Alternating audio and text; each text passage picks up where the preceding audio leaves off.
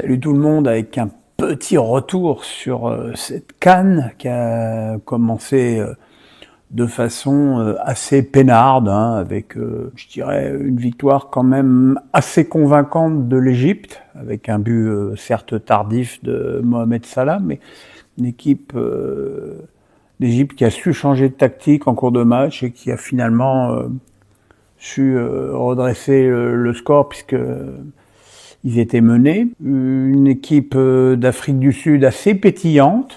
Et puis aujourd'hui, on avait donc le début de l'autre très grand favori de cette CAN avec le Maroc, c'est le Sénégal.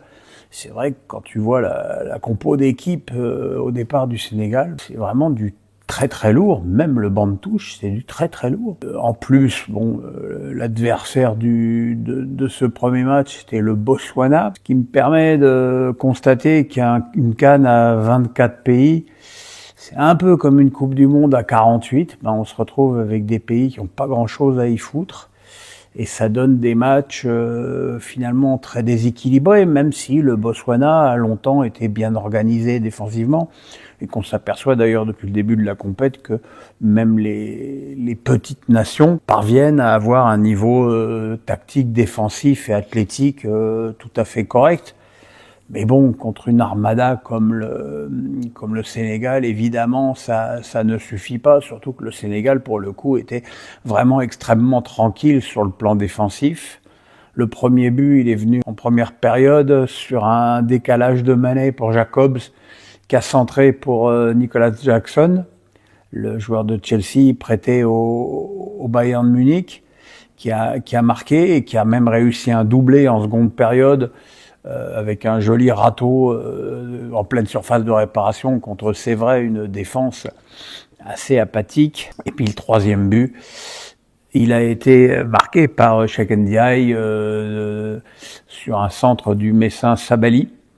Voilà, une victoire large, mais sans forcer pour le Sénégal, qui n'a pas eu ni à forcer de son talent, ni à dévoiler ses cartes pour la suite du tournoi. C'est une entrée en matière absolument impeccable et très pépère, qui finalement, comme le match du Maroc, ne permet pas de tirer des conclusions importantes pour la suite de la compète, si ce n'est que les deux nations, ont totalement rempli leur contrat en remportant leurs matchs inauguraux. Oh, si ça se dit inauguraux, oui, ça doit se dire.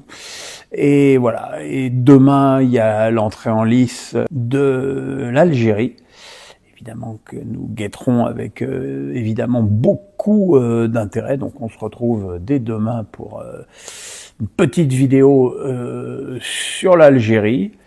Et puis voilà. Bon, que dire de cette CAN? Évidemment, le stade était blindé pour le match Maroc-Comores d'ouverture, et puis puisque c'est l'équipe du Maroc, et que les autres stades sont vides, puisqu'il y a même eu le match contre l'Égypte où ils ont ouvert les portes pour faire rentrer des gens gratos, pour que finalement il y ait 30 000 personnes. Mais bon, voilà, on s'aperçoit que l'intérêt populaire des Marocains se limite totalement à leur équipe nationale, et que le reste, ils s'en foutent complètement. C'est quand même une forme de déception. Évidemment, ce ne sera pas la même chose lors de la Coupe du Monde dans 4 ans et demi, parce que il y aura d'abord des délégations de supporters assez fortes des pays concernés, et puis que peut-être que des affiches avec l'Espagne, la France, le Brésil, l'Argentine, l'Allemagne, l'Angleterre, ça va peut-être plus exciter l'appétit de nos amis marocains. Voilà, on se retrouve demain pour une petite vidéo sur le match de l'Algérie. En attendant, portez-vous bien les amis. Demain, c'est le 24. Joyeux Noël à tous. J'aurai l'occasion de vous le souhaiter encore demain. Mais voilà, bisous. Le pouce, il est là, le pouce, la cloche, on s'abonne. À demain, bye bye.